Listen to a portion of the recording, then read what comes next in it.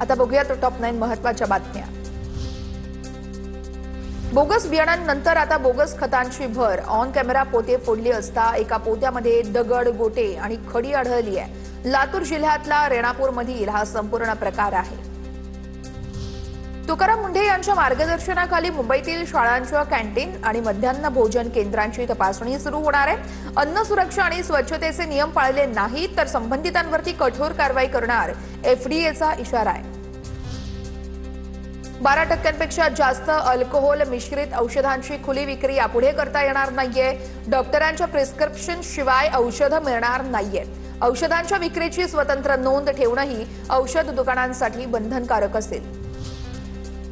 मुंबई पालिकेची मान्सून बाबत काल दुपारी 2 ते मध्यरात्री 2:30 वाजेपर्यंत वादळी सभा झाली आहे। 12 तासांच्या सभेत मुंबईकरांच्या प्रश्नांची उत्तरं तर नाहीच मिळाली। आयुक्त अश्विनी भिडे यांनी प्रश्नांना उत्तरं द्यावीत सर्व पक्षीयांची ही मागणी आहे। सिंधुदुर्ग जिल्ह्यामध्ये विविध प्रकल्प येण्याची कोणकोण परप्रांतीयांकडून मोठ्या प्रमाणामध्ये जमिनीची खरेदी सुरू आहे। खरेदी करताना कुळ कायद्याचंही उल्लंघन होत आहे। बेकायदेशीर पद्धतीने खरेदी केलेल्या सर्व जमिनी सरकार जमा करण्यात येणार आहेत। महसूल मंत्री चंद्रशेखर बावनकुळेंची ही घोषणा आहे। रत्नागिरीमध्ये पावसाळ्यातील धोकादायक स्थिती लक्षात घेऊन समुद्र किनाऱ्यावरती जाण्यास पर्यटकांना बंदी आहे। समुद्राची धोकादायक स्थिती लक्षात घेऊन गणपतीपुळे, आरेवारे, भाटे या समुद्र किनाऱ्यांवरती पर्यटकांना जाण्यास मज्जाव केला जातोय। जगातील उष्णतेच्या सर्वाधिक धोका असलेल्या शहरांच्या यादीत नागपूरसह भारतातील 13 शहरांचा समावेश आहे। या यादीमध्ये महाराष्ट्रातील नागपूर आणि पुणे शहराचाही समावेश आहे तर गुजरातमधील अहमदाबाद दुसऱ्या क्रमांकावर आहे। गावकऱ्यांनी गाढवाचं लग्न लावून काढली गावभर मिरवणूक। गाढवाचं लग्न लावलं की पाऊस पडतो अशी या गावकऱ्यांची श्रद्धा आहे। धाराशिवच्या तुळजापूर तालुक्यातील लोहगाव येथील गावकऱ्यांनी लावलं गाढवाचं लग्न। धाराशिव जिल्ह्यातील केवळ 41% क्षेत्रावरील पेरण्या या उरकलेल्या आहेत।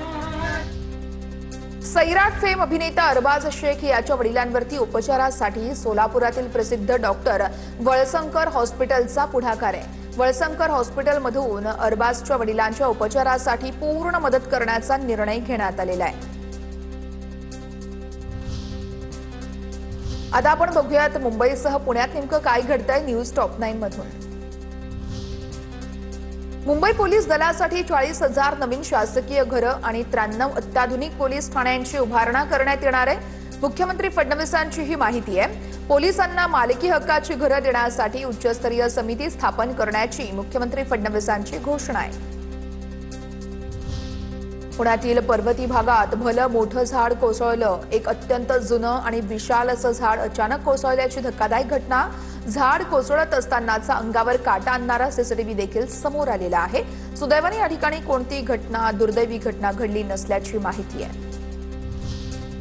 अल्निनोच्या सावटात देखील पुण्यामध्ये 8 दिवसांमधील पावसामुळे 2 विक्रमांची नोंद झाली आहे। शिवाजीनगर वेधशाळेमध्ये 6 जुलैला 24 तासात 100 मिमीपेक्षा जास्त पाऊस झालाय। अवघ्या 6 दिवसातच ओलांडली आहे संपूर्ण महिन्याची सरासरी। यंदाचा जुलै महिना सर्वाधिक पावसाचा ठरलेला आहे। मुंबई पालिकेची मान्सून बाबत 12 तास सभा चालली तरी मुंबईकर उत्तराविनाच आहेत। काल दुपारी 2 ते मध्यरात्री 2:30 वाजेपर्यंत वादळी सभा झाली आहे। वादळी भाषणं मात्र मुंबईकरांना प्रश्नांची उत्तरच मिळाली नाहीयेत। आयुक्त अश्विनी भिडे यांनी प्रश्नांना उत्तरं द्यावीत अशी मागणी सर्वपक्षीयांनी केलेली आहे। मुंबई पोलीस दलासाठी 40,000 नवीन शासकीय घरं आणि 93 अत्याधुनिक पोलीस ठाण्यांची उभारणा केली जाणार आहे। मुख्यमंत्री फडणवीसांची माहिती आहे। पोलिसांना मालकी हक्काची घरं देण्यासाठी उच्चस्तरीय समिती स्थापन करण्याची मुख्यमंत्री फडणवीसांची घोषणा आहे। अनिल अंबानींच्या उद्योग समूहावरती ईडीची मोठी कारवाई। अंबानींशी संबंधित प्रकरणात ईडीकडून 1021 कोटींच्या मालमत्ता जप्त। कथित गैरव्यवहाराची PMLA अंतर्गत चौकशी।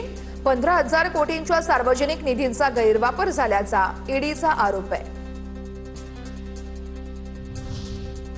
मध्य आणि हार्बर रेल्वे मार्गांवरती उद्या ब्लॉक असेल। छत्रपती शिवाजी महाराज टर्मिनस ते विद्याविहार आणि CSMT ते चुनाभट्टी वांद्रे दरम्यान हा ब्लॉक असणार आहे। काही लोकल विलंबाने धावणार असून काही लोकल फेऱ्या रद्दही करण्यात येणार आहेत। पश्चिम रेल्वेच्या चर्नी रोड स्टेशन जवळ 2 लोकल समोरासमोर। प्रवाशांकडून संपूर्ण प्रकार आपल्या फोन कॅमेऱ्यामध्ये कैद। प्रवाशांकडून रेल्वेच्या कार्यपद्धतीवर प्रश्नचिन्ह उपस्थित. सुदैवाने या ठिकाणी मोठी दुर्घटना टळलेली आहे. राज्य सरकारकडून म्हाडा कायद्यामध्ये दुरुस्ती. मुंबईतील 13,000 धोकादायक सेस इमारतींच्या पुनर्विकासाचा मार्ग मोकळा. या निर्णयामुळे पुनर्विकासाला गती मिळणार असून रहिवाशांच्या सुरक्षेलाही बळकटी मिळणार आहे.